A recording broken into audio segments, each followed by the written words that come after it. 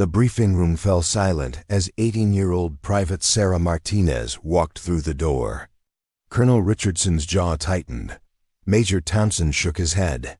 The mission they were about to discuss would determine the fate of an entire battalion trapped behind enemy lines, and command had just sent them a kid who looked like she belonged in high school.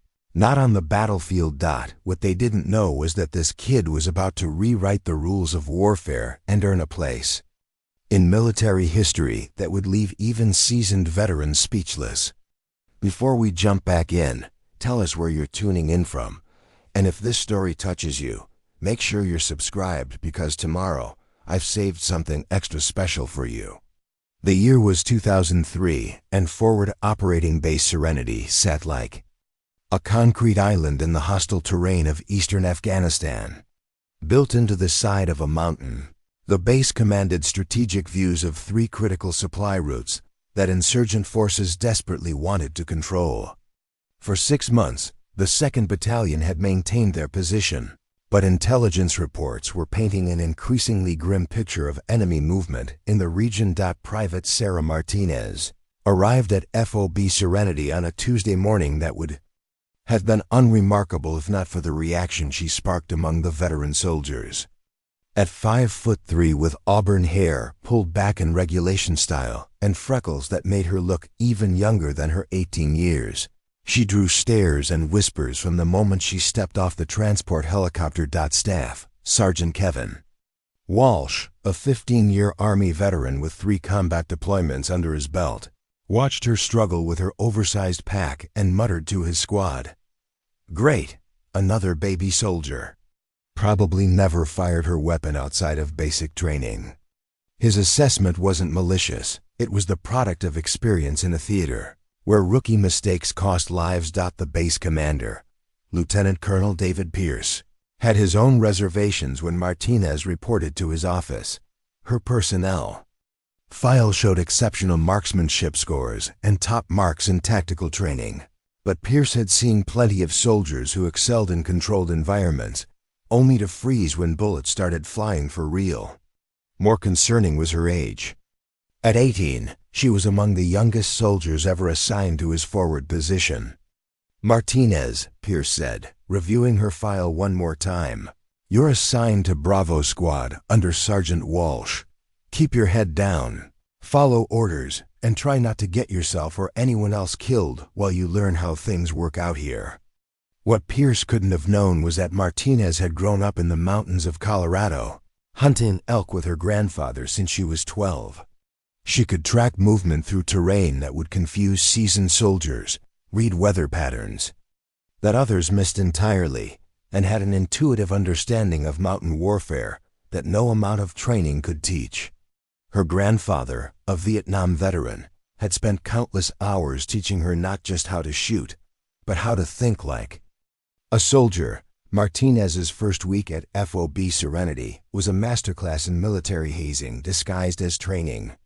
She was assigned every undesirable duty: cleaning latrines, kitchen patrol, and the midnight perimeter watches that left soldiers exhausted the next day. Walsh's squad treated her like a mascot rather than a soldier, making jokes about her age and questioning whether she was strong enough to carry her own equipment. The breaking point came during a routine patrol exercise. Sergeant Walsh had designed it as a test, a challenging route through rocky terrain that would push Martinez to her limits and hopefully convince her she wasn't ready for real combat operations.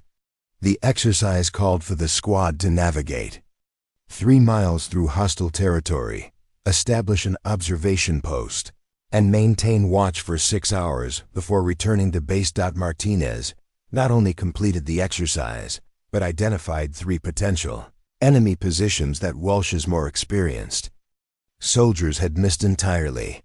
Her detailed terrain analysis revealed optimal firing positions and suggested improvements to their patrol routes that could reduce exposure time by 30%.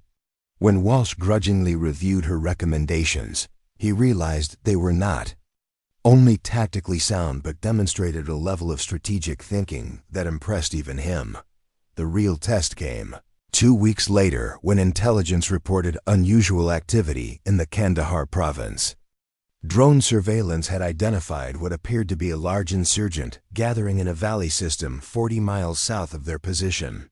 More troubling were communications intercepts suggesting an imminent attack on coalition supply convoys that regularly moved through the region. Colonel Richardson called for volunteers for a reconnaissance mission that would require a small team to infiltrate the area, gather intelligence on enemy strength and positions, and report back without engaging unless absolutely necessary. The mission parameters were clear: high risk, minimal support, and absolutely critical to preventing what intelligence estimated could be a coordinated attack involving over 200 insurgent fighters. When Martinez volunteered, the reaction was immediate and unanimous. "Absolutely not," Walsh said before she'd even finished raising her hand.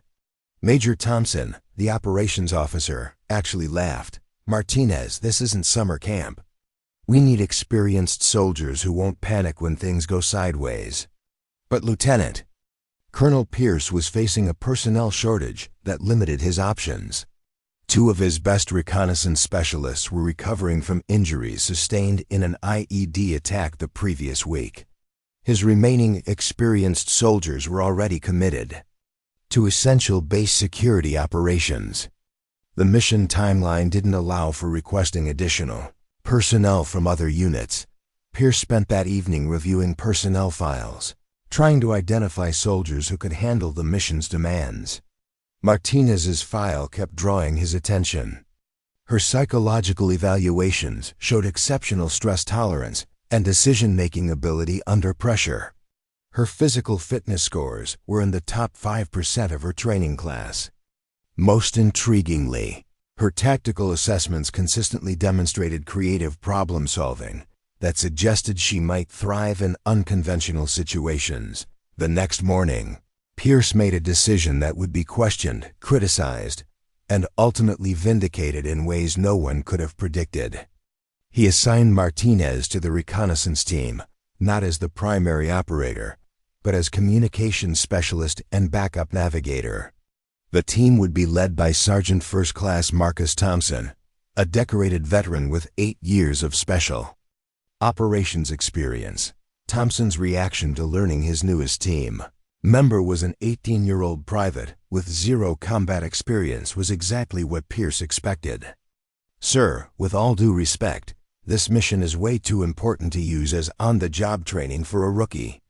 If intelligence is right about enemy numbers, we'll be outnumbered 50-1. There's no margin for error." Pierce understood Thompson's concerns, but his decision was final. "Thompson, I'm not asking you to babysit her. Martinez has skills that could prove valuable, and frankly, we don't have better options given our current personnel situation. Make it work." The mission briefing took place in the base's secure communications center, a windowless concrete room lined with maps and satellite imagery. Thompson laid out the operational plan with military precision. The team would insert via helicopter at a landing zone 15 miles from the target area, then approach on foot using terrain features to avoid detection. Their objective was a ridgeline that provided visual access to the valley, where insurgent forces were reportedly gathering. Martinez listened intently as Thompson detailed contingency plans, extraction procedures, and rules of engagement. When he finished, she asked a single question that surprised everyone in the room. "Sergeant, have we considered that the enemy might be using the same ridgeline for their own observation posts?" Thompson paused. Intelligence reports had focused on the valley floor activity, but hadn't thoroughly analyzed potential enemy positions on the surrounding high ground. Martinez's question revealed a tactical consideration that could mean the difference between mission success and walking into an ambush.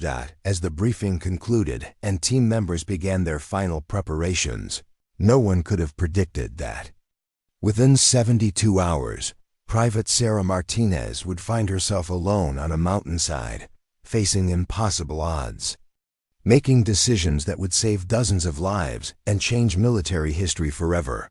The UH-60 Black Hawk helicopter cut through the pre-dawn darkness, its rotors beating a steady rhythm that matched Martinez's heartbeat. She sat between Sergeant First Class Marcus Thompson and Corporal Jake Bennett, the team's demolitions expert, watching the Afghan landscape roll beneath them like a moonlit ocean of stone and shadow. This was her first combat mission, though she'd never admit to the knot of anxiety twisting in her stomach. Thompson checked his watch and leaned toward the pilot. 2 minutes to LZ, he called over the engine noise. The landing zone was a narrow plateau carved into the mountainside, barely wide enough for the helicopter to touch down. Intelligence had chosen it specifically because its isolation made enemy detection unlikely. But that same isolation meant no quick extraction if things went wrong. Martinez ran through her equipment checklist one final time. Radio equipment, backup batteries, GPS navigation system, medical supplies, and her M4 carbine with 6 magazines of ammunition. Everything accounted for, everything secured. She caught Thompson studying her and offered a slight nod that she hoped conveyed confidence rather than the uncertainty she felt. The helicopter's descent was rapid and violent, dropping toward the plateau like a controlled crash. Martinez felt her stomach lurch as the aircraft banked sharply to avoid radar detection from the valley below. Through the small window, she glimpsed their destination, a landscape so alien and hostile it might have been the surface of another planet. 30 seconds, the crew chief announced, sliding the cabin door open. Cold mountain air rushed in, carrying the scent of dust and something else Martinez couldn't identify. Perhaps the smell of a place where violence was never far away. The temperature difference between the heated cabin and the Afghan night was shocking, a reminder that they were now fully committed to whatever lay ahead. The helicopter touched down with barely a whisper, its skilled pilot feathering the rotors to minimize noise. Thompson was first out, scanning the immediate area through his night vision goggles. Bennett followed, then Martinez, her boots hitting rocky ground that felt solid and real after the helicopter's vibration. Within seconds, their gear was unloaded and the aircraft was lifting away, leaving them alone in the vast silence of the mountains. Thompson's voice came through their radio headsets, calm and professional. "Comes check." Bennett, Martinez sound. "Off. Bennett here, all systems green." Martinez, communications nominal. Her voice sounded steadier than she felt, and she was grateful for the hours of training that made radio protocol automatic even under stress. They moved away from the landing zone immediately, Thompson leading them along a route he'd memorized from satellite imagery. The terrain was treacherous, even with night vision equipment. Loose shale that could trigger a rock slide, hidden crevices that could break an ankle, and everywhere the constant awareness that enemy forces might be closer than intelligence reports suggested. Preparing and narrating this story took us a lot of time, so if you are enjoying it, subscribe to our channel. It means a lot to us. Now back to the story. Martinez found herself naturally falling into the rhythm of mountain movement her grandfather had taught her during their hunting expeditions.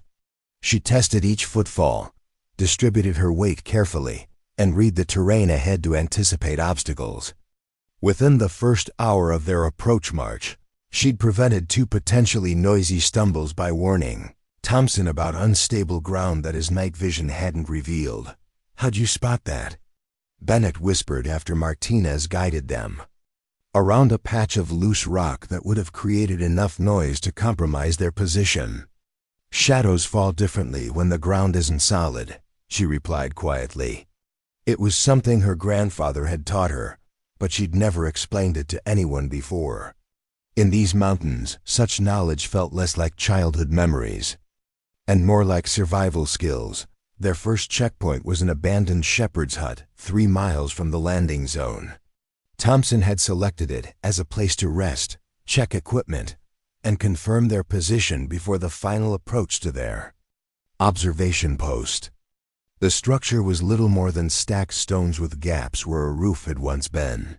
but it provided concealment and a WINDB REAK. Thompson spread his map on the ground and used a red-filtered flashlight to study their route. "We're here," he indicated with his finger. "Target area is here. 2 miles cross-country, mostly uphill. According to satellite imagery, there's a ridge line that should give us visual access to the entire valley." Martinez studied the topographical lines on the map, mentally translating them into the actual terrain they'd need to traverse. Something bothered her about the approach route, though she couldn't immediately identify what. The military training manual she'd memorized during her preparation for deployment emphasized trusting your instincts, especially when something felt wrong. "Sergeant," she said carefully, "what's the prevailing wind direction in this area?" Thompson looked up from the map. "Southwest to northeast, according to meteorological reports." "Why?" Martinez traced their planned route with her finger. "If we approach from the south like planned, we'll be moving directly into the wind. That means any sounds we make will carry toward enemy positions in the valley. But more importantly, if they have sentries posted on the high ground, our scent will reach them before we see them." Bennett raised an eyebrow. "Scent? Soap? Deodorant?" "Gun oil, American tobacco if anyone smokes. Even our equipment has a distinctive smell that's different from what belongs in these mountains." Martinez paused, wondering if she was overstepping her role as the team's most junior member. "My grandfather always said you hunt up wind when you're tracking something that can kill you." Thompson considered her observation. Military doctrine emphasized technological solutions, night vision, satellite intelligence, electronic communication, but Martinez was suggesting something more fundamental. The wind patterns she'd identified weren't in any intelligence briefing, but they were absolutely relevant to mission success. "Show me an alternative approach," Thompson said. Turning the map toward her, Martinez studied the terrain features carefully. "If we circle east and approach from the ridgeline here, we'll have the wind in our favor. It's longer, maybe an extra hour of movement, but we'll be able to detect enemy positions before they detect us. Plus, this eastern approach gives us multiple escape routes if we need to withdraw quickly." Thompson was quiet for several minutes, mentally rehearsing both routes and weighing the tactical implications of each. Martinez's suggested approach was sound, demonstrating the kind of three-dimensional thinking that separated good soldiers from exceptional ones. More significantly, her observation about wind patterns revealed practical knowledge that could mean the difference between mission success and catastrophe. "We'll take your route," Thompson decided. "Good catch, Martinez." They spent another 20 minutes in the shepherd's hut, adjusting their timeline and reviewing contingency plans for the modified approach. Bennett redistributed some equipment to optimize their load for the longer movement, while Martinez double-checked their radio frequencies and confirmed GPS coordinates for their new route. The eastern approach proved even more challenging than Martinez had anticipated. The terrain was a nightmare of loose rock, hidden crevices, and vegetation that seemed designed to catch equipment and create noise. But her instincts about the wind proved correct. Several times they detected the acrid smell of cheap tobacco and unwashed bodies drifting from positions they couldn't see, warning them of enemy presence long before visual contact. 2 hours into their modified approach, they encountered their first direct evidence of insurgent activity. Fresh footprints in a patch of soft ground, cigarette butts that were still warm, and the unmistakable impression of someone having urinated against a rock formation within the past few hours. The enemy was not only present, but actively patrolling the exact area where their original approach would have taken them. Thompson signaled for an extended halt while they observed the area for signs of current activity. Through their night vision equipment, the landscape appeared empty, but the evidence suggested otherwise. This was the reality of mountain warfare. The enemy could be anywhere, invisible until the moment they chose to reveal themselves. Martinez lay prone behind a boulder, scanning their surroundings through her rifle scope.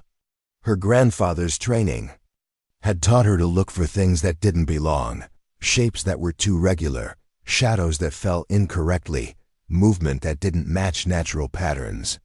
After 20 minutes of patient observation, she spotted something that made her blood run cold. "Sergeant," she whispered into her radio, 10 o'clock, approximately 200 meters up the slope. "There's something metallic reflecting starlight." Thompson shifted his night vision goggles toward the indicated position. At first, he saw nothing unusual. Then, as his eyes adjusted and learned to see what Martinez had spotted, he identified the distinctive outline of a heavy machine gun position camouflaged among the rocks. Worse, the weapon was positioned to cover the exact route their original plan would have taken them. "Jesus Christ," Bennett breathed when Thompson pointed out the position to him. "They knew we were coming." The implications hit all three soldiers simultaneously. Either their intelligence was compromised, or the insurgent forces were sophisticated enough to predict coalition reconnaissance patterns and pre-position defensive measures accordingly. Neither possibility was encouraging, and both meant their mission was far more dangerous than briefings had suggested. Thompson made a command decision that would prove crucial to everything that followed. Instead of aborting the mission or calling for extraction, he decided to adapt their approach one more time. The machine gun position revealed enemy deployment patterns, and those patterns suggested the main insurgent force was positioned exactly where intelligence reports had predicted. "We continue the mission," Thompson decided, "but we're going to modify our observation post. Instead of the ridgeline we planned, we'll establish an overwatch from that rock formation to the north." "Martinez, can we approach that position without exposing ourselves to the machine gun?" Martinez studied the terrain through her scope, tracing potential routes and analyzing sightlines. The rock formation Thompson indicated was actually superior to their original objective: higher elevation, better concealment, and multiple escape routes. More importantly, it could be reached by following a natural depression in the ground that would keep them below the machine gun's field of fire. "Affirmative, Sergeant. There's a dry stream that runs along the base of the slope. If we follow it north for about half a mile, we can reach the rocks without being observed. The approach will take us directly through what looks like a natural corridor between enemy positions." What none of them could have predicted was that this final approach would take them directly into the path of an insurgent patrol moving to reinforce the machine gun position they'd just identified. Within the next hour, Martinez would face her first direct combat, and the decisions she made in those moments would cascade into events that would save American lives and change military history. Thompson began moving toward the stream Martinez had identified, his confidence in her tactical assessment growing with each successful navigation decision she'd made. Behind him, Bennett adjusted his equipment for the final approach, while Martinez conducted one last radio check to ensure their communications remained functional. The dry stream provided perfect concealment, but treacherous footing. Smooth stones worn by years of seasonal flooding created a surface that could send a soldier sprawling with one careless step. Martinez found herself once again drawing on her grandfather's lessons, moving with the careful precision of someone who understood that noise discipline could mean the difference between life and death. They were halfway to their objective when Martinez heard something that stopped her. Cold, the sound of voices speaking Arabic, coming from somewhere ahead of them in the darkness. The insurgent patrol that would change everything was about to make contact, and Private Sarah Martinez was about to discover exactly what she was capable of when American lives hung in the balance. The voices grew closer, their conversation casual, enough to suggest the patrol wasn't aware of any American presence. Martinez pressed herself against the stream's rocky wall, her heart hammering so loudly she was certain it would give away their position. Through her night vision goggles, she could make out the silhouettes of 4 insurgents moving along. The ridge above them, their AK-47s slung carelessly across their shoulders. Thompson's hand signal was crystal clear. Freeze and let them pass.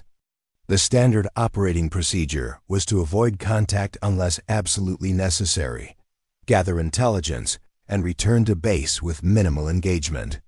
Martinez understood the logic, but something about the patrol's movement pattern troubled her. They weren't following any predictable route, instead meandering in a way that suggested they were searching for something specific. The lead insurgent stopped directly above their position and began speaking rapidly into a handheld radio. Martinez couldn't understand the Arabic, but the tone was urgent, almost excited. Whatever he was reporting, it wasn't routine patrol chatter. The other 3 fighters had spread out in a loose search formation, their weapons now held at ready. Positions. Bennett's breathing had become shallow and rapid, the kind of stress response that could lead to mistakes. Martinez caught his eye and demonstrated the controlled breathing technique her grandfather had taught her during their first hunting trip. Slow inhale through the nose, hold for 3 seconds. Slow exhale through the mouth.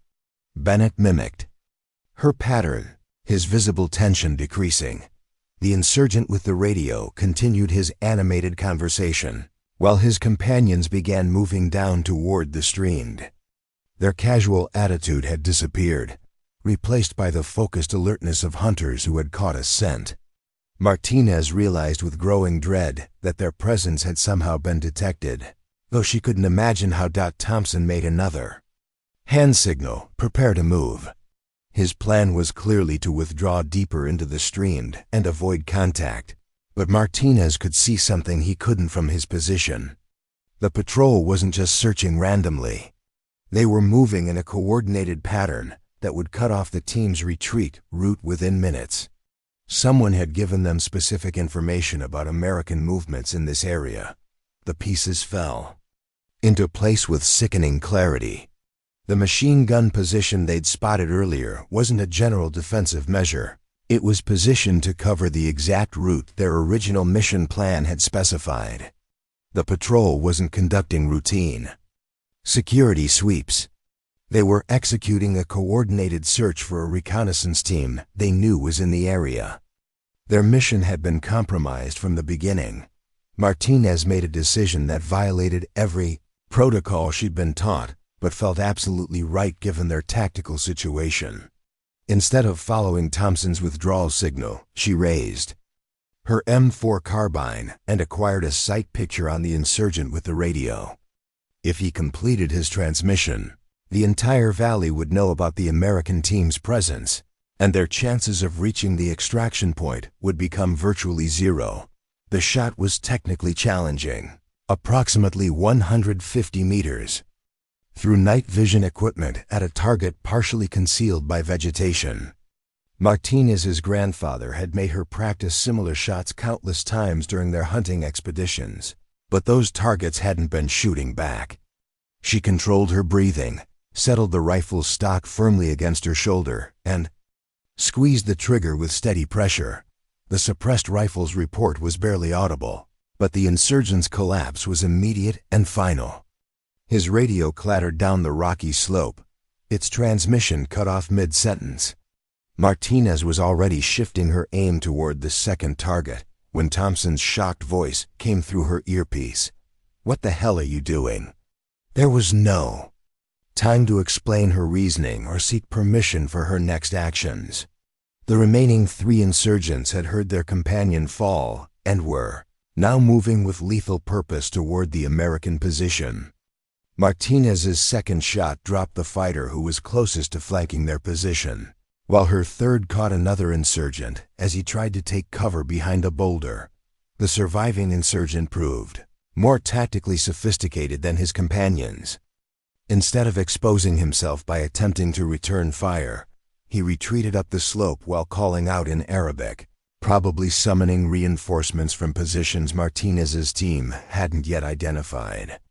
Within minutes, their covert reconnaissance mission had become a running firefight with unknown enemy numbers. Bennett had overcome his initial shock and was now providing covering fire while Thompson tried to assess their rapidly deteriorating situation. The sound of Martinez's suppressed rifle had been minimal, but the insurgents' shouted communications and movement through the rocky terrain were creating enough noise to alert every enemy position within several miles. "Martinez, report," Thompson demanded, his voice tight with controlled anger and confusion. "They knew we were here, Sergeant. The patrol was executing a search pattern, not conducting routine security. Someone fed them our approach route." Martinez ejected her spent magazine and inserted a fresh one, her movements automatic despite the adrenaline flooding her system. "If I hadn't engaged, they would have called in our exact position to every fighter in the valley," Thompson processed her assessment while scanning for additional threats through his night vision equipment. Martinez's tactical reasoning was sound. They had been walking into a carefully prepared trap, and her decision to engage had probably saved their lives. But it had also announced their presence to every insurgent force within miles, transforming their covert mission into something resembling a conventional battle. The sound of approaching vehicles drifted up from the valley floor, their engines straining against the steep mountain roads. Reinforcements were already en route, and the American team's position was about to become untenable. Thompson made the kind of command decision that separated effective leaders from those who froze under pressure. "New mission priorities," he announced through their radio link. "We gather whatever intelligence we can from this position, then we fight our way to the extraction point. Martinez, can you reach that rock formation we identified earlier?" Martinez studied the terrain between their current position and the elevated observation post they'd planned to use. The route was completely exposed to fire from multiple directions, but it was also the only position that would give them visual access to the main insurgent gathering intelligence had reported. More importantly, the rock formation included natural defensive positions that could allow them to hold out until extraction. "Affirmative, but will be exposed for approximately 3 minutes during the approach. We need to move now, before those vehicles reach positions where they can provide covering. Fire for ground forces." Thompson made another command decision that would be analyzed and debated in military schools for years afterward. Instead of calling for immediate extraction and aborting the mission, he chose to push forward and complete their intelligence gathering objective. The decision was tactically aggressive and strategically risky, but it was based on Martinez's demonstrated ability to read the battlefield and make sound decisions under extreme pressure. "Bennett, your rear security. Martinez, you're on point. I'll provide overwatch during movement. We move in 30 seconds. The dash across open ground felt like the longest 3 minutes of Martinez's life. Every step seemed to echo off the surrounding peaks. Every piece of loose equipment threatened to create noise that would draw enemy fire.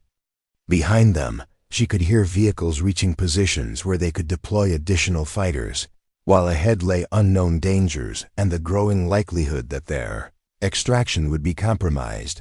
The rock formation proved even better than satellite imagery had suggested. Natural stone walls provided protection from multiple directions, while offering excellent fields of fire toward the valley below. More importantly, Martinez realized they had stumbled into a position that commanded visual access to what appeared to be a major insurgent staging area.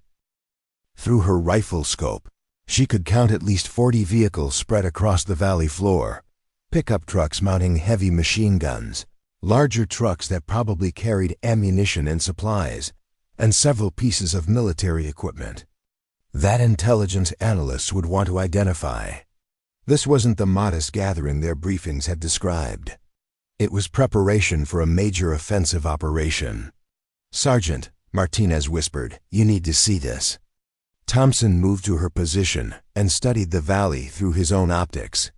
The scale of enemy preparation was far beyond anything their intelligence had suggested.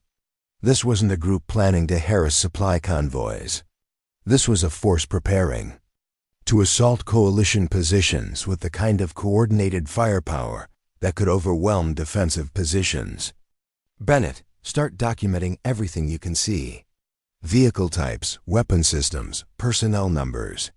Martinez, can you identify any command and control positions? Martinez systematically scanned the enemy formation, applying the pattern recognition skills her training had emphasized. Command vehicles were typically positioned for communications access, while remaining protected from direct fire.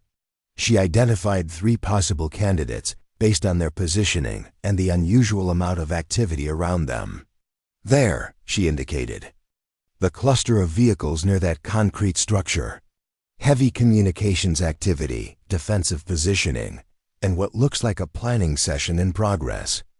What she was observing through her scope would have strategic implications far beyond their immediate mission. The insurgent force was preparing for what appeared to be a simultaneous assault on multiple coalition positions, timed to coincide with operations that could cut off reinforcement routes and isolate American forces. Bennett was photographing everything his camera could capture while maintaining detailed written notes about enemy capabilities and positioning. This intelligence would prove crucial for preventing what could have become one of the most devastating attacks against coalition forces since the beginning of operations in Afghanistan. The sound of helicopters approaching from the south initially filled Martinez with relief. Extraction was arriving ahead of schedule. Then she realized the aircraft were approaching from the wrong direction and displaying navigation lights that didn't match American patterns. The insurgent force had access to helicopter support, which explained how they'd been able to coordinate such an extensive operation. Enemy aircraft inbound, Thompson announced, though all 3 soldiers had already identified the threat. The helicopters would reach their position within minutes, and their elevated location that provided such excellent observation also made them completely exposed to air attack. Thompson was faced with an impossible decision. They had gathered intelligence that could save hundreds of American lives, but extracting that information would require them to survive the next several hours against overwhelming enemy forces. The radios were already carrying desperate calls for emergency extraction, but the nearest friendly forces were over an hour away. Martinez studied their tactical situation with the same methodical approach her grandfather had taught her for solving complex problems in hostile environments. They had superior defensive positioning, limited ammunition, and extensive enemy forces approaching from multiple directions.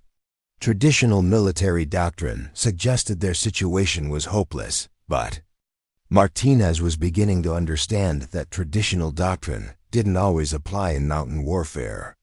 "Sergeant," she said quietly, "I have an idea that might get us out of this alive, but it's going to require us to do something that probably violates several regulations." Thompson looked at the 18-year-old private who had already demonstrated tactical instincts that had kept them alive through situations that should have killed them all. His training told him to maintain command authority and make decisions based on established procedures. His combat experience told him to listen to the soldier who had been right about everything so far. "I'm listening, Martinez."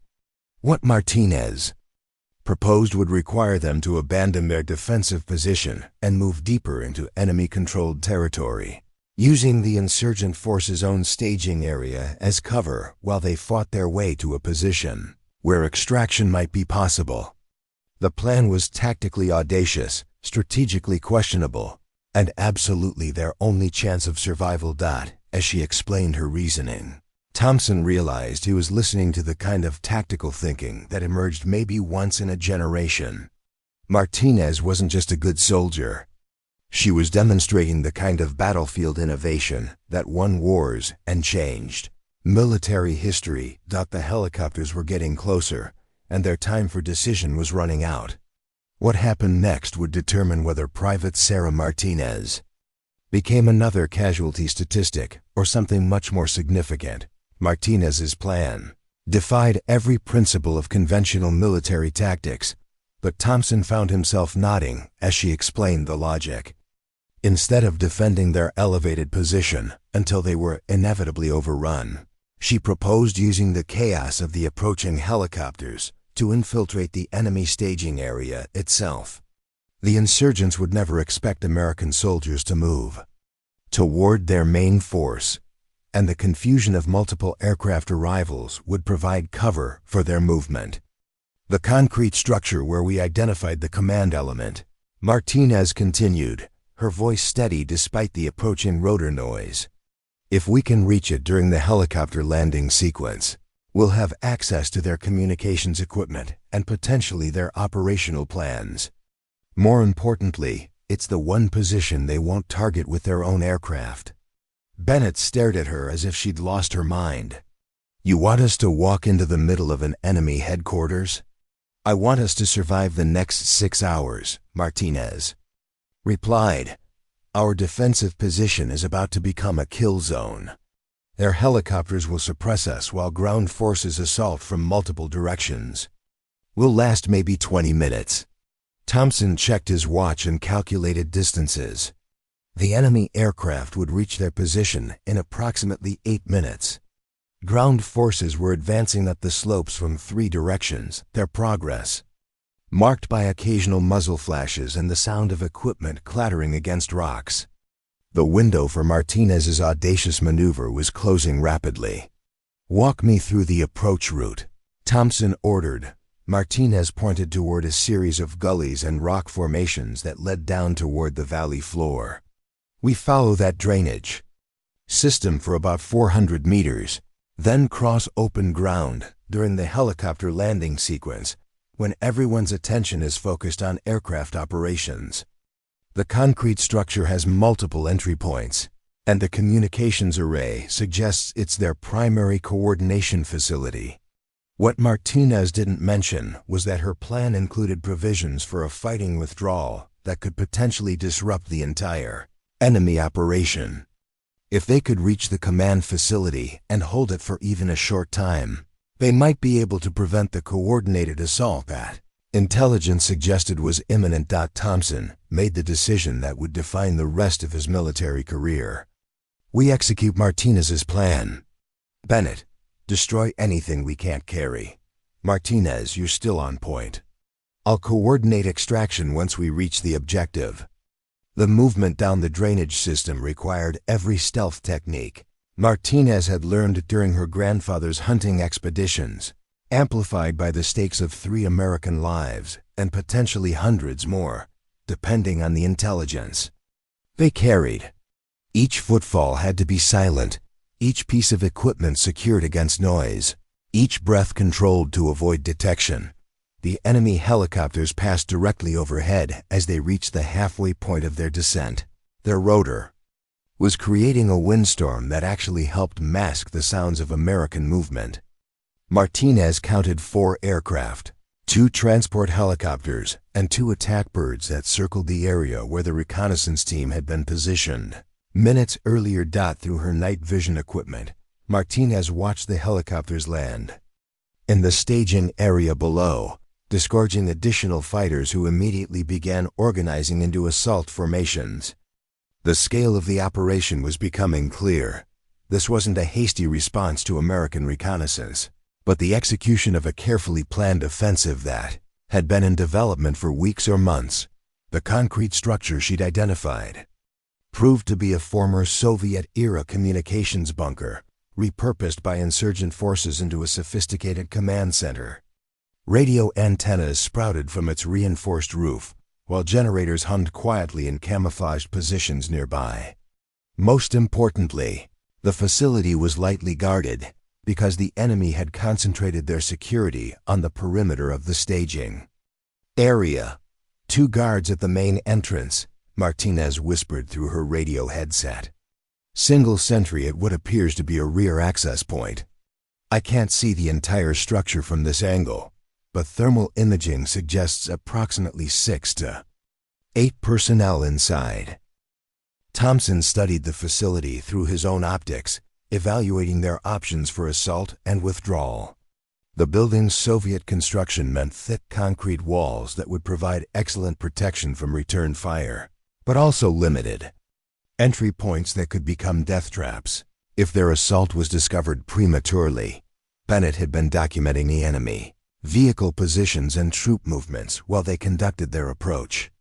His notes would prove invaluable for targeting if coalition forces launched counterattacks, but only if the team survived to deliver the intelligence they'd gathered. "On my signal," Thompson whispered, "we take the guards simultaneously. Martinez, you have the two at the main entrance. Bennett covers the rear. I'll secure the entrance once you've neutralized the sentries." Martinez settled into a stable firing position behind a pile of construction rubble left over from the facility's original construction. The two guards were positioned approximately 75 meters away, engaged in casual conversation that suggested they had no awareness of American presence in the area. Her first shot would have to be perfect. Any delay would allow the second guard to raise an alarm. The suppressors on their weapons would minimize noise, but wouldn't eliminate it entirely. They would have perhaps 30 seconds to reach the building and secure the interior before someone investigated the sounds of the guard's collapse. Martinez regulated her breathing and settled her rifle's crosshairs on the first target. Thompson's signal came as a slight hand movement visible in her peripheral vision. Martinez's first shot dropped the guard on the left, while Bennett's simultaneous shot eliminated the sentry at the rear entrance. Her second shot caught the remaining guard as he turned toward his fallen companion, preventing any outcry that might alert the facility's interior. The sprint to the building's entrance felt like running through molasses, every second stretching. As Martinez anticipated the crack of enemy rifles that would signal their discovery. But the suppressed weapons had done their job, and the facility's thick walls had apparently muffled any sounds that might have reached the personnel inside. Thompson reached the entrance first, his back pressed against the concrete wall as he prepared to clear the interior. Martinez took position on the opposite side of the doorway while Bennett secured their rear approach. The next 60 seconds would determine whether they had achieved tactical surprise or walked into a key, sophisticated trap.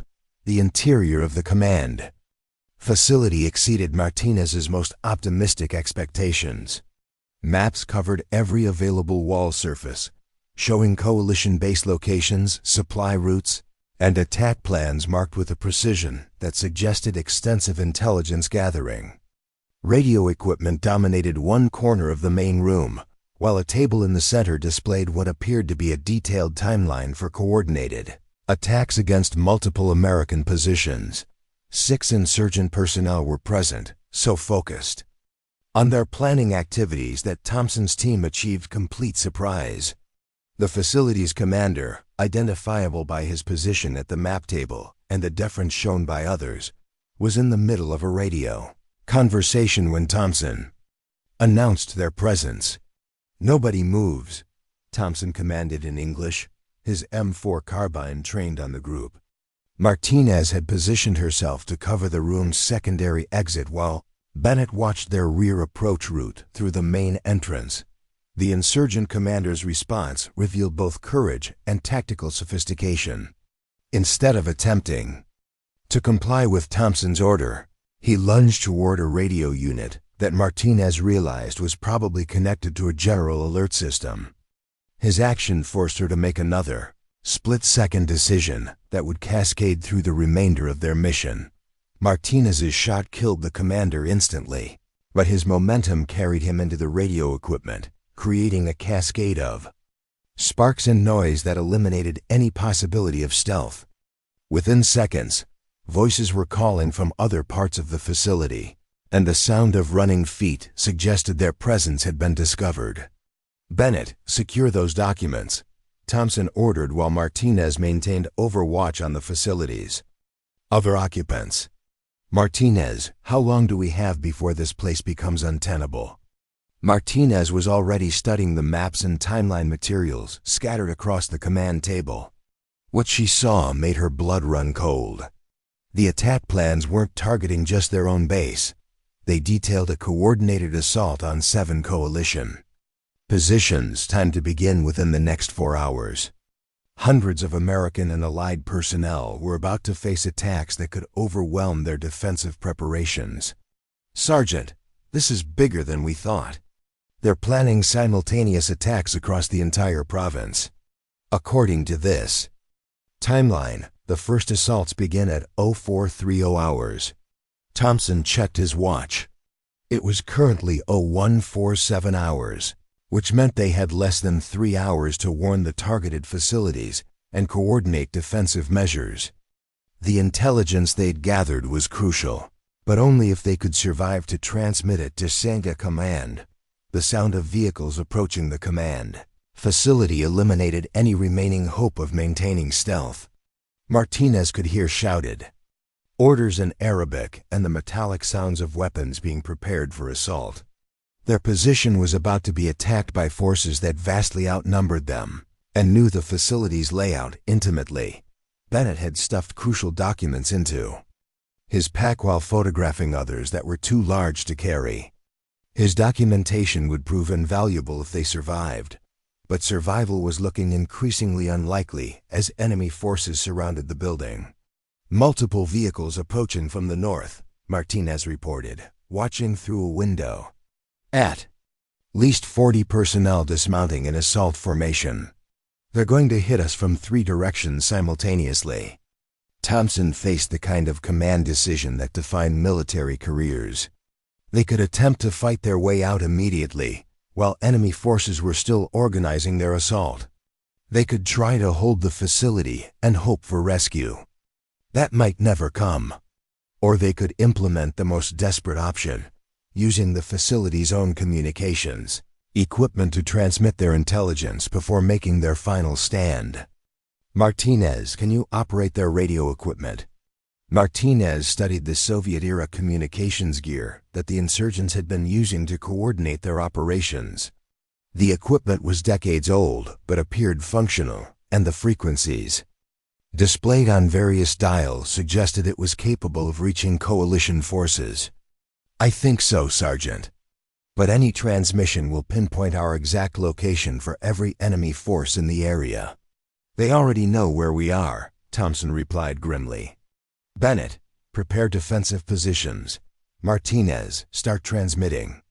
Get that intelligence to someone who can use it."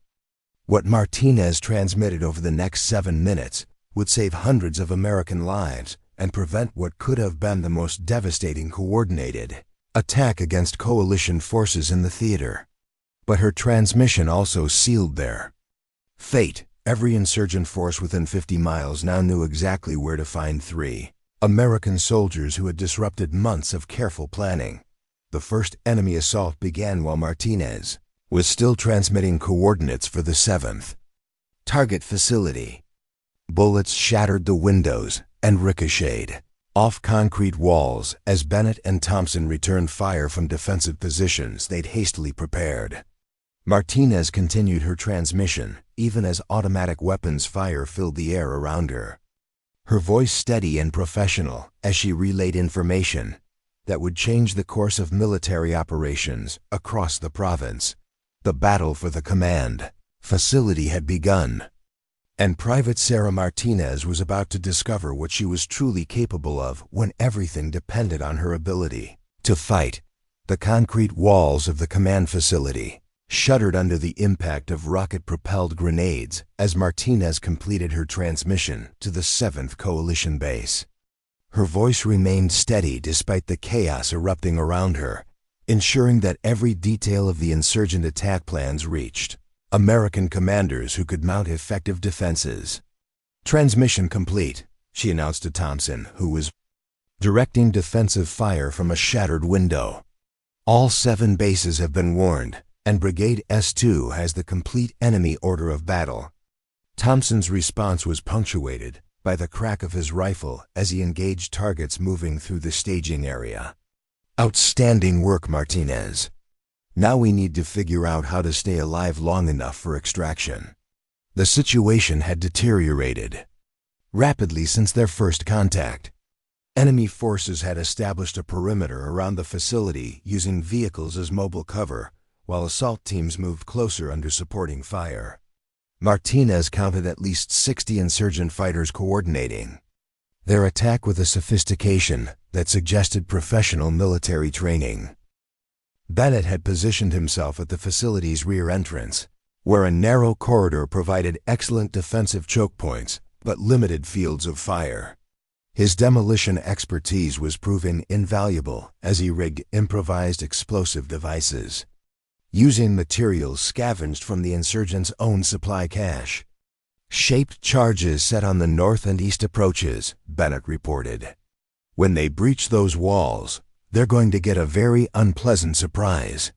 Martinez had taken responsibility for the facility's communications area, where multiple radio systems allowed her to monitor enemy transmissions while maintaining contact with coalition forces. What she was hearing through the intercepted communications filled her with both dread and determination. The insurgent commander outside was coordinating not just the assault on their position, but the deployment of forces for the morning's planned attacks. Despite the disruption caused by the American team's infiltration, enemy leaders were still attempting to execute their original operational timeline.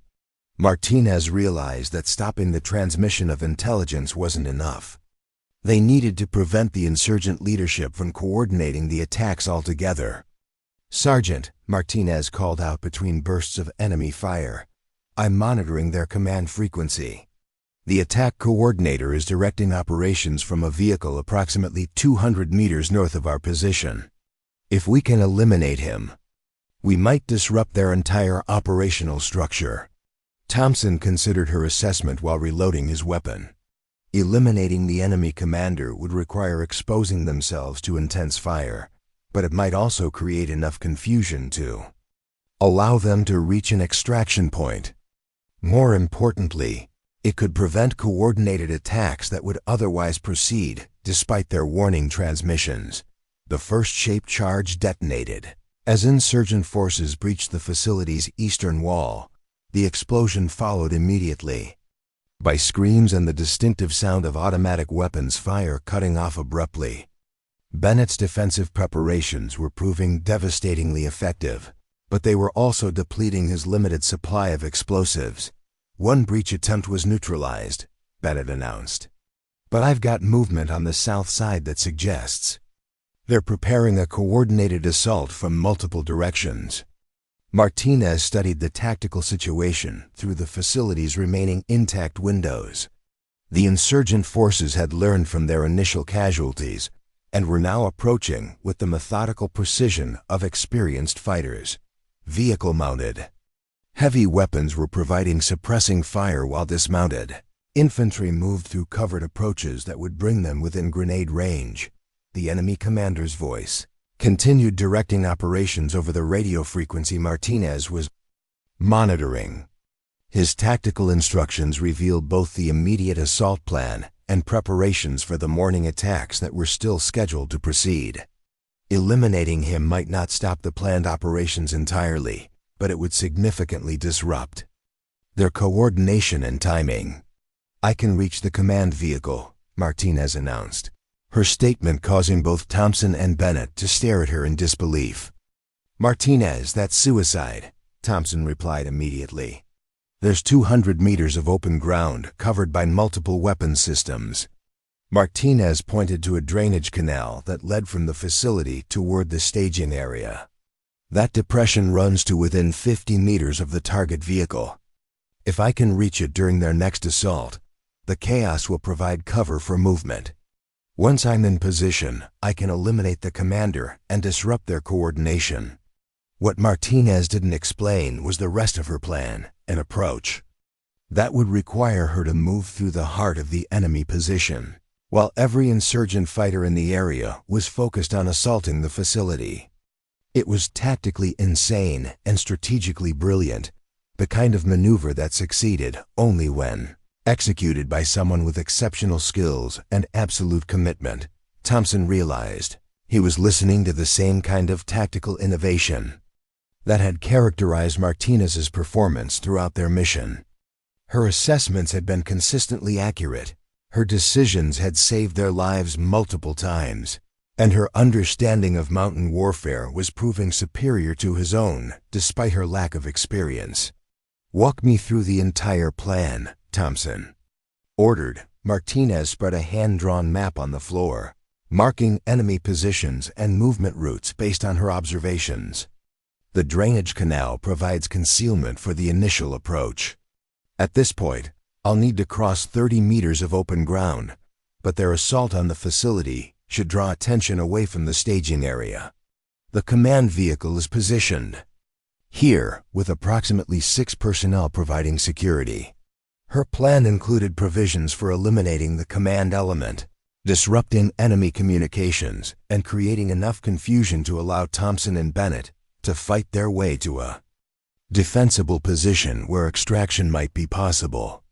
It was audacious beyond anything in standard tactical doctrine, but it was also their only realistic chance of survival. Bennett listened to her explanation with growing amazement.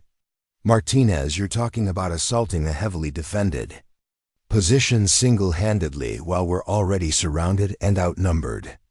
"I'm talking about completing our mission," Martinez replied simply. "We came here to gather intelligence about enemy plans. Now we have an opportunity to prevent those plans from succeeding." The second shaped charge exploded as insurgent forces attempted to breach the facility's northern wall, but this time the explosion was followed by sustained gunfire that suggested some attackers had survived the blast. Bennett's defensive perimeter was contracting under coordinated pressure from multiple directions. Thompson made another command decision that would be analyzed by military historians for decades. Instead of ordering Martinez to remain in their defensive position, he authorized her to execute a plan that violated every principle of force protection while offering their only hope of mission success. "You have authorization to proceed," Thompson announced. "Bennett and I will increase our rate of fire to support your movement. Once you're clear of the facility, you're on your own until you reach the objective." Martinez checked her equipment one final time: 4 magazines of ammunition, 2 fragmentation grenades, her sidearm, and the knife her grandfather had given her when she enlisted. Everything else was expendable. Her mission was to reach the enemy command vehicle and eliminate the threat it represented. The drainage canal proved even better concealment than satellite imagery had suggested. Years of seasonal flooding had carved a depression deep enough to allow prone movement while providing protection from most direct fire. Martinez's progress was slow but steady, each movement calculated to avoid detection by enemy forces whose attention was focused on the facility behind her. The sound of battle intensified as Thompson and Bennett increased their defensive fire to cover her movement. RPGs impacted the facility's walls with increasing frequency, while small arms fire created a sustained roar that masked the sounds of Martinez's approach through the drainage system. 50 meters from the command vehicle, Martinez encountered her first major obstacle. The drainage canal ended at a concrete culvert that provided no further concealment, while the remaining distance to her target was across open ground swept by multiple weapons positions. Traditional tactical doctrine would have required her to withdraw and seek alternative approaches, but Martinez had moved beyond traditional thinking. Instead of retreating, she studied the enemy positions and identified a pattern in their defensive coverage. The vehicle-mounted weapons were focused on suppressing fire against the facility, while dismounted security elements were positioned to prevent breakout attempts. None of them were watching for threats approaching from the staging area itself. Martinez waited for the next surge in defensive fire from the facility, then sprinted across the open ground with the kind of speed and agility that had made her a standout athlete in high school. Her movement was so unexpected that she reached the command vehicle's perimeter before any of the security team realized she was there. The elimination of the enemy commander and his staff took less than 30 seconds. Martinez's approach had achieved complete tactical surprise, and her marksmanship training proved devastatingly effective at close range. More importantly, she immediately began destroying the radio equipment that the insurgent forces had been using to coordinate their operations. The impact of her actions rippled through the enemy formation within minutes. Without central coordination, individual unit commanders began making independent decisions that conflicted with each other. The sustained assault on the facility became fragmented and confused as different groups pursued contradictory objectives. But Martinez's success had also announced her presence to every insurgent fighter in the staging area.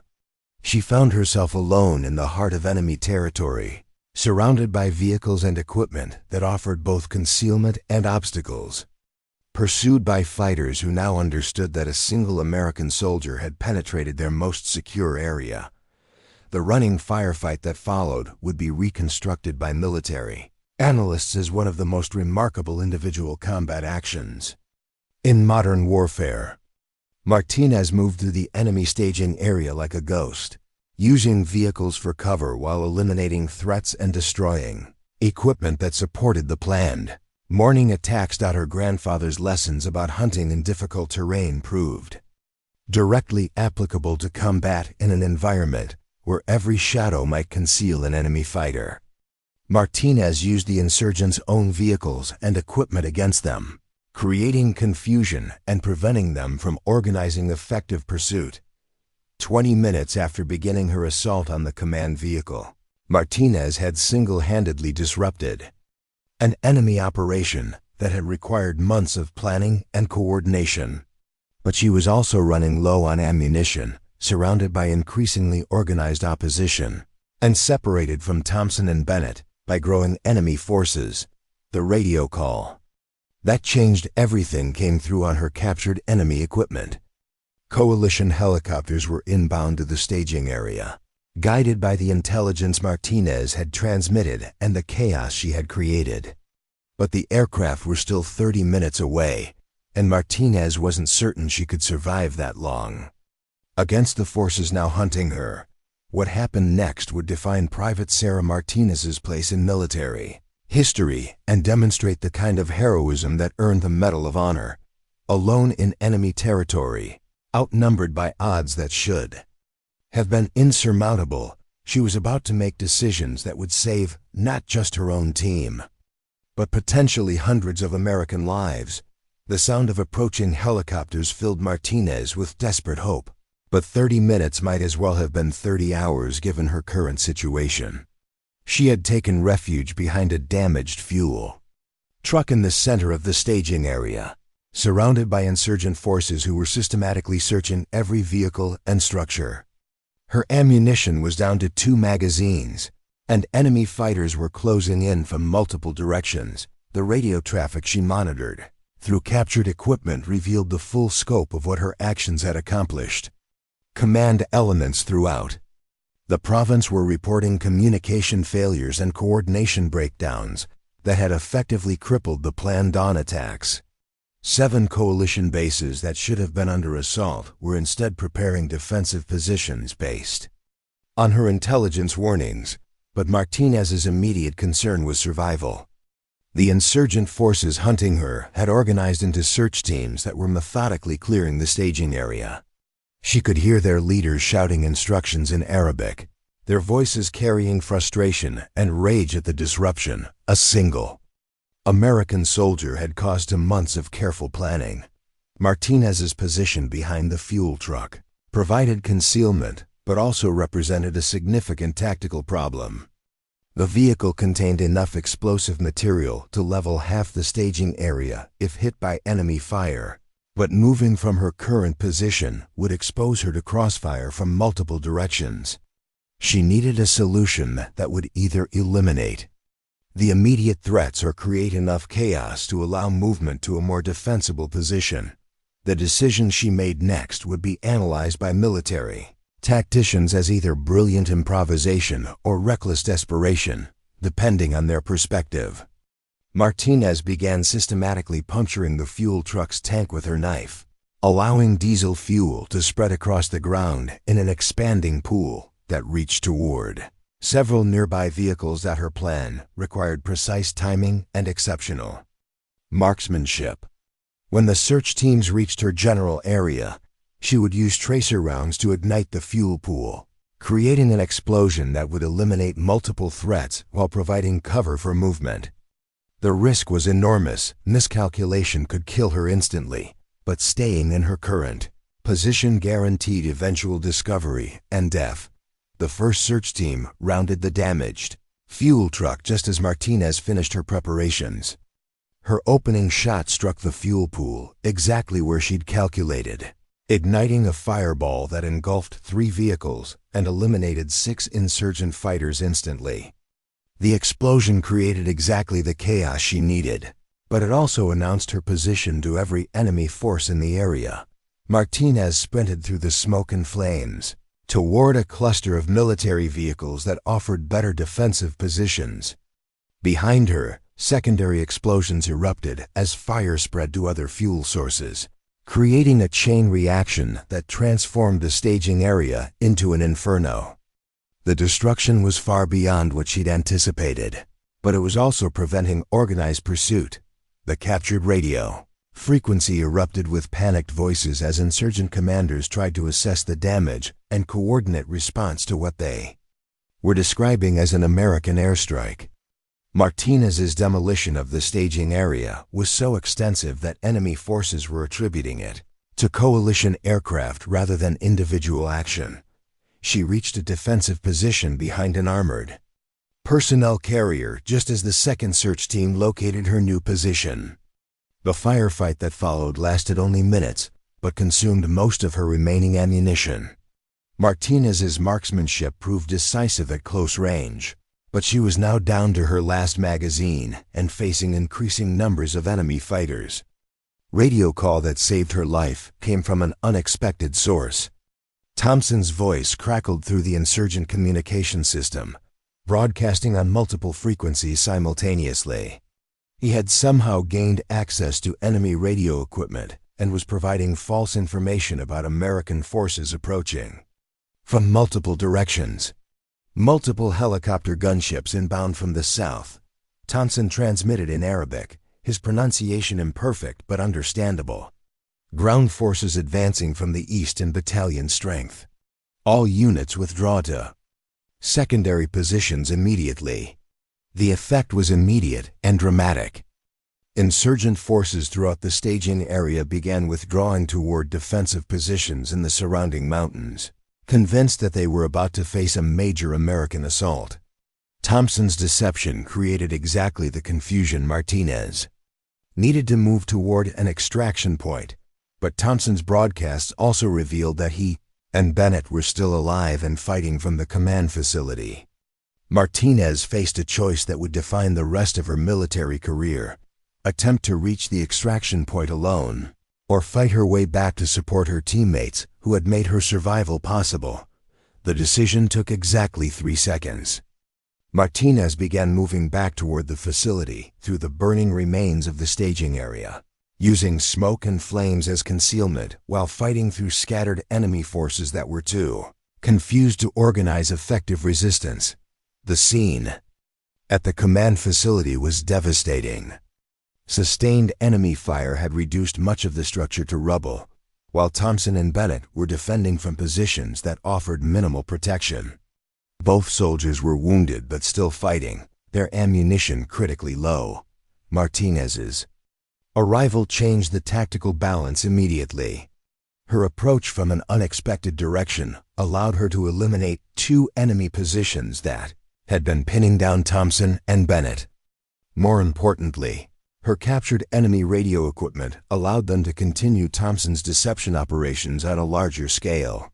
Martinez report: Thompson called as she reached their position. Staging area neutralized. Enemy command structure destroyed.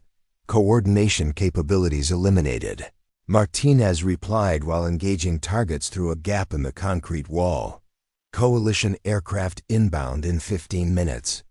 What she didn't mention was that 15 minutes represented an eternity.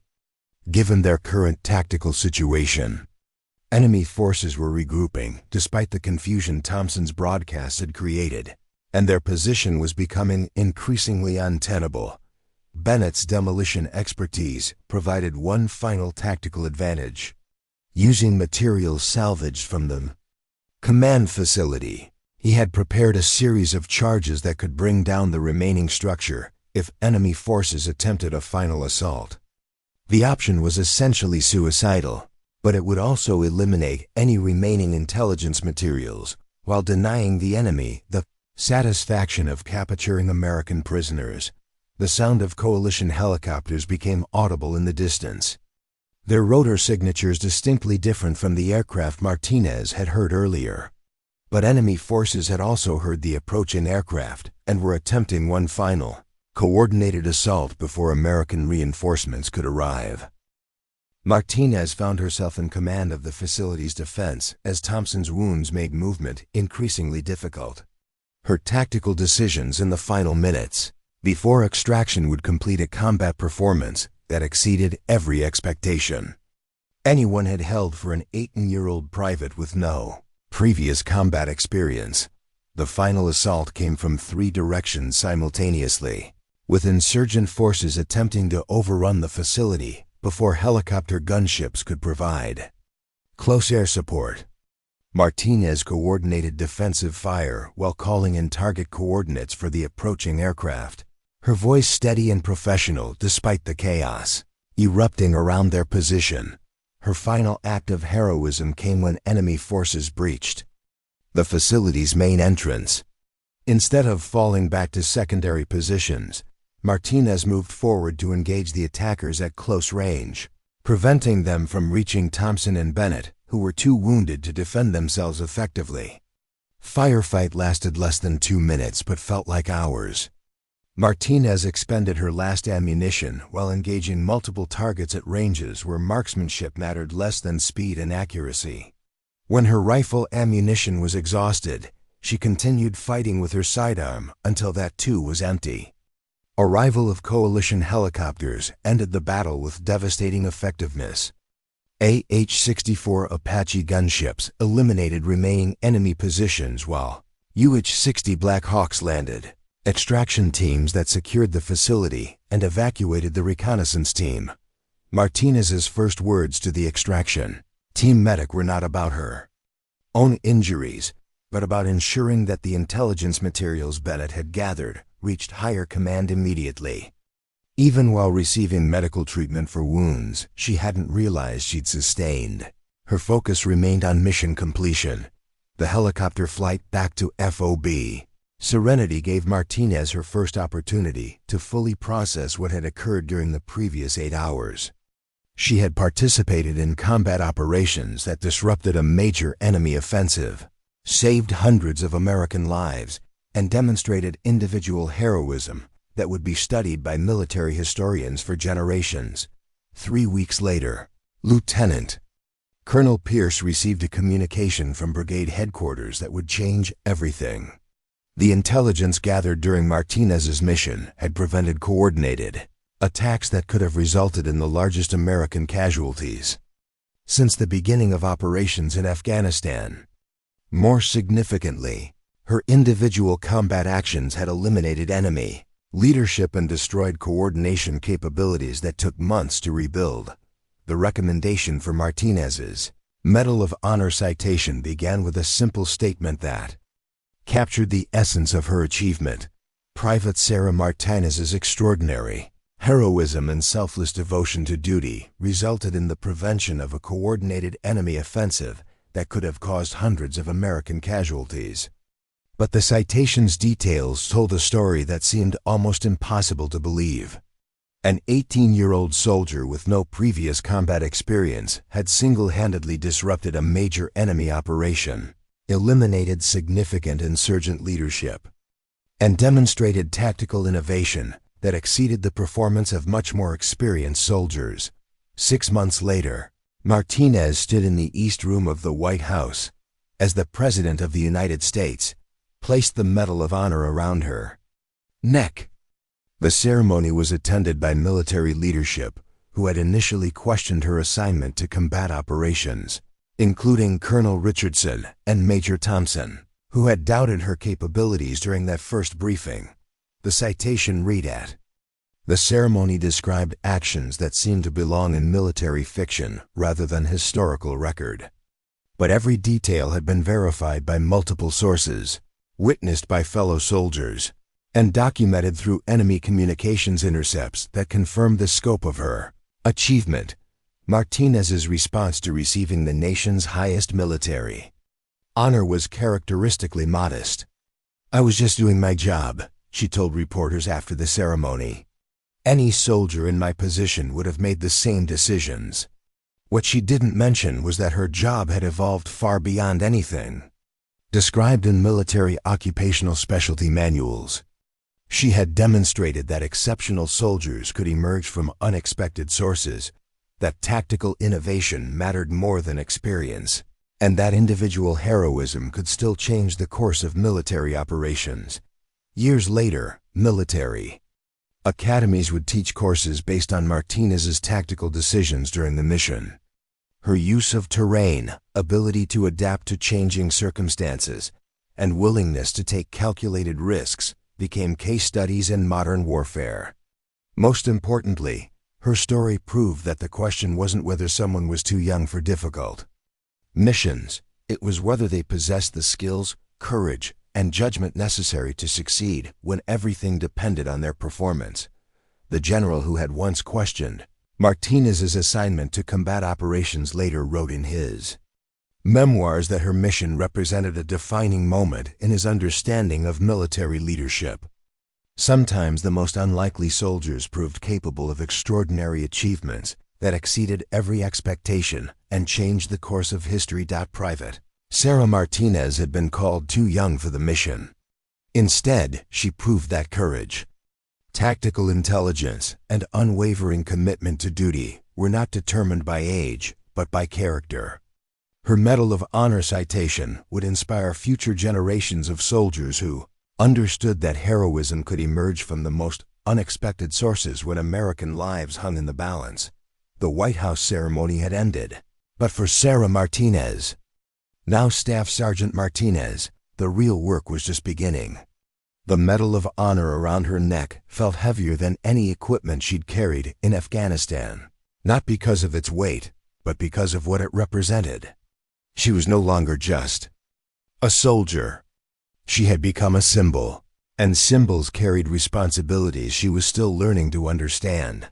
3 years had passed since that night in the Afghan mountains, and Martinez found herself assigned to the Army's Special Operations Command, where her tactical innovations were being studied and incorporated into training programs.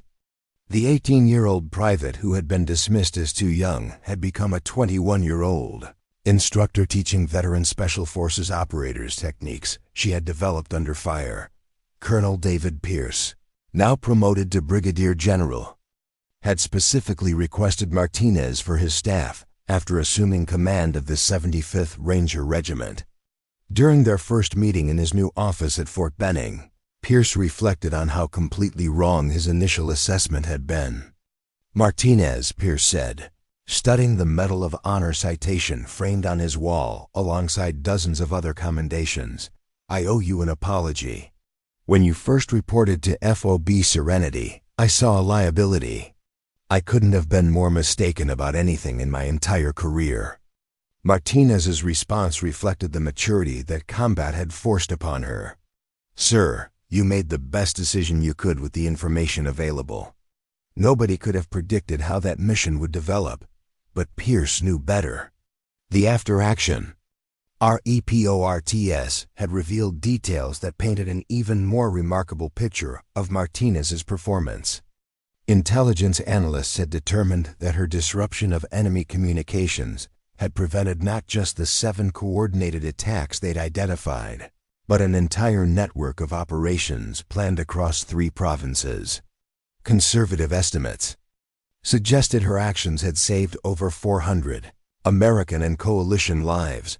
The tactical innovations Martinez had developed during her mission were now being taught at the Army's Ranger School, the Special Forces Qualification Course, and military academies worldwide. Her grandfather's hunting lessons had evolved into formal doctrine for mountain warfare, While her improvised demolitions techniques had been refined into standard operating procedures for Special Operations Forces, Sergeant First Class Marcus Thompson had recovered from his wounds and was now serving as a senior instructor at the Army's Advanced Urban Combat School. His recommendations about Martinez's performance had carried significant weight in the Medal of Honor review process, particularly his assessment that she had demonstrated leadership qualities that exceeded those of officers with decades of experience. She didn't just adapt to changing circumstances, Thompson had written in his formal statement. She anticipated developments that the rest of us missed entirely, and her decisions consistently proved superior to conventional tactical doctrine. In 30 years of military service, I've never witnessed combat performance that approached what Private Martinez accomplished during those 8 hours. Corporal Jake Bennett had also continued his military career, specializing in explosive ordnance disposal with the Special Operations Command. His documentation of enemy equipment and installations during their mission had provided intelligence analysts with detailed information about insurgent capabilities that proved valuable for years afterward. The 3 soldiers maintained contact through regular reunions that allowed them to process experiences that remained difficult to discuss with anyone who hadn't shared similar combat. Their bond transcended normal military relationships. They were survivors of events that had tested human capabilities under extreme conditions. Martinez's speaking engagements at military installations worldwide had become legendary among troops who were inspired by her story. But she always emphasized the same themes: preparation, teamwork, and the importance of never underestimating what soldiers could accomplish when properly trained and motivated. During a presentation at West Point, a cadet asked the question that Martinez heard most frequently: "Ma'am, how do you develop the kind of tactical thinking you demonstrated during your mission?" Her answer reflected lessons learned through experience that went far beyond military training manuals. You develop tactical thinking by understanding that every situation contains opportunities if you're willing to look for them. My grandfather taught me to observe everything, question assumptions, and remember that unconventional problems often require unconventional solutions. The West Point cadets were studying Martinez's mission as part of their curriculum in small unit tactics, but what impressed their instructors most was how her decisions had cascaded into strategic effects that exceeded anything traditional military planning could have achieved. A single private's initiative had prevented a major enemy offensive while demonstrating that individual excellence could still determine the outcome of military operations. Lieutenant Colonel Richardson, who had initially questioned Martinez's assignment to the reconnaissance mission, had become one of her strongest advocates within the military hierarchy. His endorsement of her promotion recommendations emphasized capabilities that extended far beyond her original combat performance. Staff Sergeant Martinez possesses the rarest combination of tactical brilliance and strategic thinking, Richardson wrote in her latest evaluation. Her ability to see beyond immediate circumstances and anticipate second and third order effects makes her invaluable for complex operations that require both precision and innovation. The intelligence community had also taken notice of Martinez's capabilities. CIA analysts studying her mission reports had identified patterns of tactical thinking that suggested she possessed natural abilities for the kind of complex problem-solving that characterized the most successful intelligence operations. Martinez had politely declined several offers to transition from military service to intelligence work, preferring to remain with soldiers rather than analysts. Her commitment to military service reflected personal values that prioritized direct action over theoretical planning. The media attention surrounding Martinez's Medal of Honor had initially made her uncomfortable, but she had learned to use public interest in her story to advocate for military families and veteran support programs. Her appearances on television and radio programs consistently emphasized themes of service, sacrifice, and the importance of supporting soldiers who were still serving in dangerous locations worldwide. During an interview with a national news network, Martinez was asked whether her age had been an advantage or disadvantage during her combat mission. Her response reflected the perspective she had developed through years of reflection about that night in Afghanistan. Age is just one factor among many that determine how someone performs under pressure, Martinez explained. What matters more is training, preparation, and willingness to make difficult decisions when lives depend on your actions. Some 18-year-olds are ready for extreme responsibility, while some 40-year-olds are not. The key is recognizing individual capabilities, rather than making assumptions based on demographics. The question of age discrimination in military assignments had become a recurring theme in debates about military personnel policies. Martinez's performance had demonstrated that chronological age was a poor predictor of combat effectiveness, leading to policy reviews that emphasized individual assessment over demographic categories. Her influence extended beyond military circles into academic institutions, where her mission was studied as a case example of successful leadership under extreme conditions. Business schools used her tactical decision-making as a model for crisis management, while psychology departments analyzed her stress responses as examples of human performance under life-threatening conditions. But perhaps the most significant impact of Martinez's story was its effect on young people considering military service. Recruitment stations nationwide reported increased interest from candidates who cited Martinez's example as inspiration for their own military aspirations. Master Sergeant Patricia Williams, a recruiter in Martinez's hometown in Colorado, observed the phenomenon firsthand. We're seeing candidates who understand that military service offers opportunities for young people to make significant contributions immediately. Sarah Martinez's story demonstrates that the military recognizes and rewards excellence regardless of age or background. The long-term strategic implications of Martinez's mission continued to unfold years after the events in Afghanistan. The disruption of insurgent command structures had created opportunities for coalition forces to establish permanent security improvements that protected civilian populations and enabled economic development. Afghan government officials had specifically requested that Martinez receive recognition from their own military for her role in preventing attacks that would have targeted not just American forces but Afghan civilians who were working with coalition troops. The ceremony at the Afghan embassy in Washington had been particularly meaningful because it demonstrated international appreciation for her sacrifice. Her grandfather, now in his 70s, had become a local celebrity in their small Colorado town, where residents took pride in knowing they had contributed to the development of a national hero. The hunting skills he had taught her during weekend expeditions had evolved into tactical capabilities that had saved hundreds of lives. Taught her to track elk and read weather patterns, her grandfather told reporters during one of his rare interviews. I never imagined those lessons would help her navigate combat in Afghanistan. But the principles are the same. Observe everything, think ahead, and never give up when people are counting on you. Martinez's parents had struggled with the media attention that accompanied their daughter's recognition, but they had also developed pride in her accomplishments that went beyond normal parental satisfaction. Their 18-year-old daughter had achieved something that would be remembered for generations.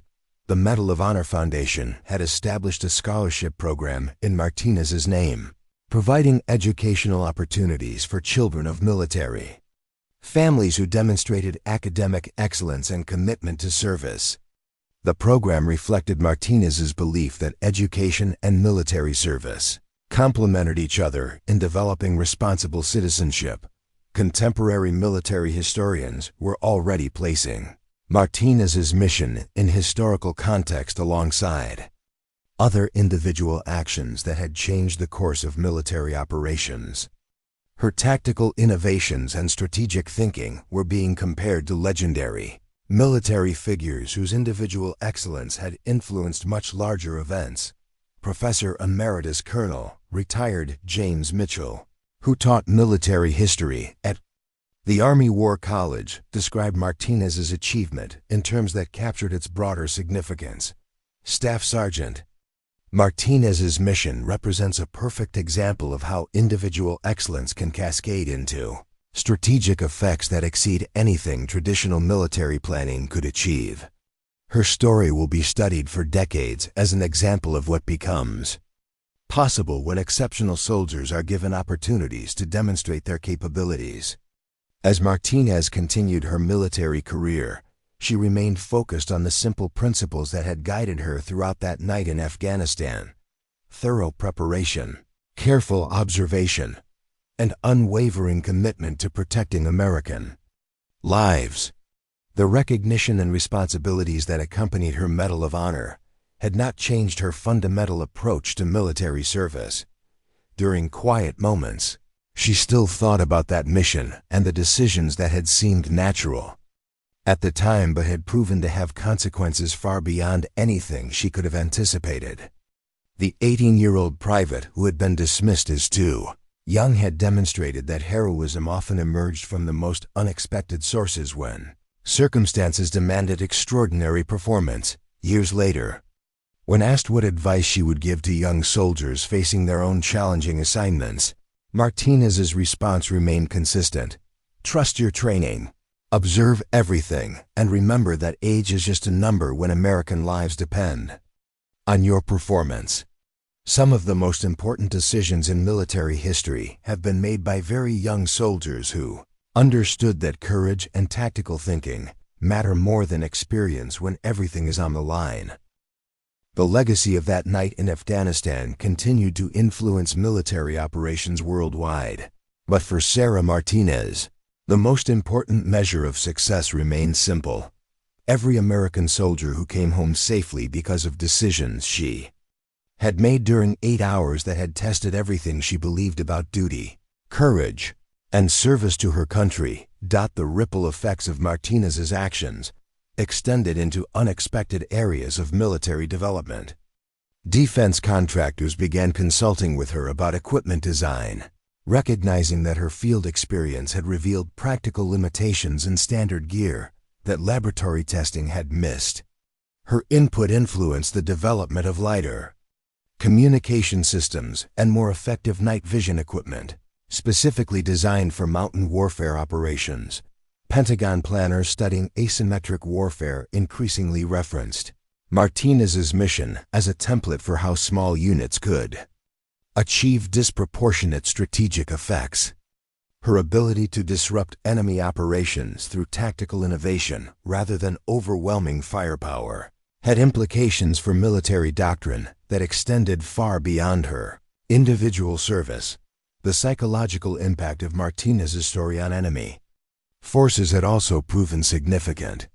Intelligence intercepts revealed that insurgent groups throughout the region had modified their operational security procedures specifically to prevent the kind of infiltration Martinez had accomplished.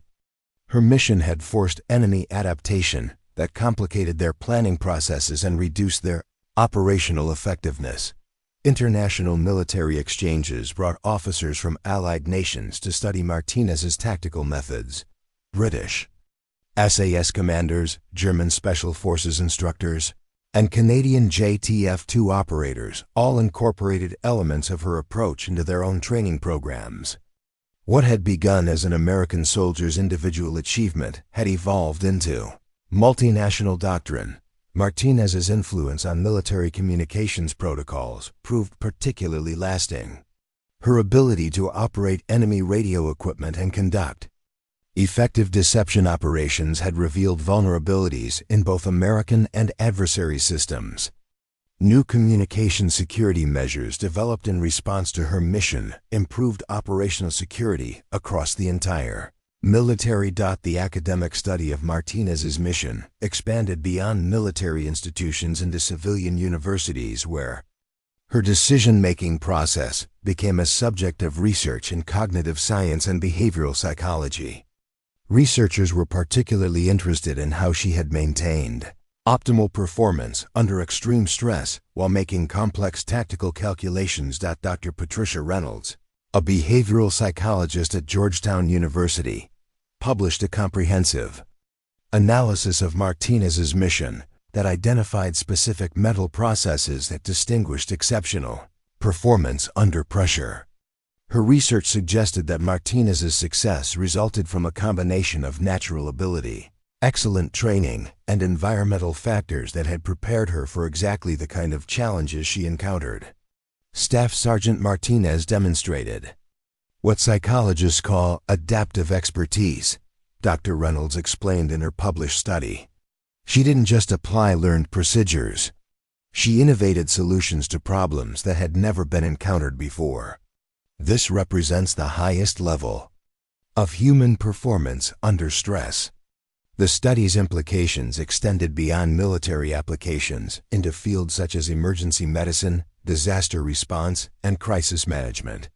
Martinez's cognitive approaches to problem-solving under pressure were being analyzed for applications in civilian professions that required rapid decision-making in life-threatening situations. Her influence on military family support programs reflected personal experiences with the challenges faced by soldiers' relatives. Martinez had witnessed firsthand how deployment stress affected not just service members, but their entire families, and she used her platform to advocate for improved support systems. The Martinez Family Readiness Initiative, launched with her endorsement, provided enhanced communication systems that allowed deployed soldiers to maintain better contact with their families. The program also included counseling services specifically designed for military children who struggled with parental deployment. Lieutenant General Patricia Hayes, the Army's Chief of Staff for Personnel, credited Martinez's advocacy with accelerating improvements in family support that had been under consideration for years. Staff Sergeant Martinez's voice carries weight because she understands both the operational requirements of military service and the personal costs that service imposes on families. Her work with veteran transition programs addressed another area where her perspective proved valuable. Martinez recognized that soldiers leaving military service often struggled to translate their skills into civilian careers, particularly when their military experience involved classified operations that couldn't be discussed in job interviews. The Martinez Veteran Skills Translation Program developed methods for describing military capabilities in terms that civilian employers could understand and appreciate. The program's success was measured not just in employment statistics, but in the satisfaction levels of veterans who felt their service was properly valued in civilian careers. Corporate executives who participated in the program consistently expressed surprise at the leadership and problem-solving capabilities that military veterans brought to civilian organizations. Martinez's involvement helped bridge the cultural gap between military and civilian professional environments. Her collaboration with military medical research addressed the long-term effects of combat stress on soldier performance. Martinez's willingness to participate in studies of her own psychological responses during combat provided researchers with unprecedented data about human performance under extreme conditions. The research revealed that her ability to maintain tactical effectiveness while under life-threatening stress resulted from specific mental conditioning techniques that could be taught to other soldiers. These findings influenced training programs that prepared soldiers to perform complex tasks while experiencing the physiological effects of combat stress. Dr. Michael Chun, the lead researcher on the Combat Psychology Project, described Martinez's contribution as invaluable. Her willingness to undergo extensive psychological testing has provided us with baseline data about optimal human performance that we've never had before. This research will benefit soldiers for generations. The international recognition Martinez received extended beyond military circles into diplomatic relationships. Foreign leaders who met her during official visits consistently expressed admiration for her achievements and what they represented about American military excellence. During a state dinner with visiting European defense ministers, Martinez found herself discussing not just military tactics, but the broader implications of her story for international cooperation in security matters. Her presence at such events demonstrated how individual military achievement could support diplomatic objectives. Ambassador Catherine Walsh, who coordinated many of these diplomatic events, observed that Martinez's story resonated particularly strongly with allies who were dealing with their own challenges in recruiting and retaining high-quality military personnel. Her example demonstrates that exceptional soldiers can emerge from any background when provided with proper training and opportunities. The continuing evolution of Martinez's military career reflected the Army's recognition that her capabilities extended far beyond her original combat performance. Her assignments increasingly involved planning and coordination, responsibilities that utilized her strategic thinking abilities. As a member of the Joint Chiefs of Staff Strategic Planning Group, Martinez contributed to policy development that affected military operations worldwide. Her unique perspective, combining recent combat experience with demonstrated tactical innovation, provided insights that purely theoretical planners often missed. General Patricia Morrison, the Army Chief of Staff, had personally selected Martinez for these strategic assignments. Staff Sergeant Martinez brings a combination of combat credibility and analytical thinking that is extremely rare.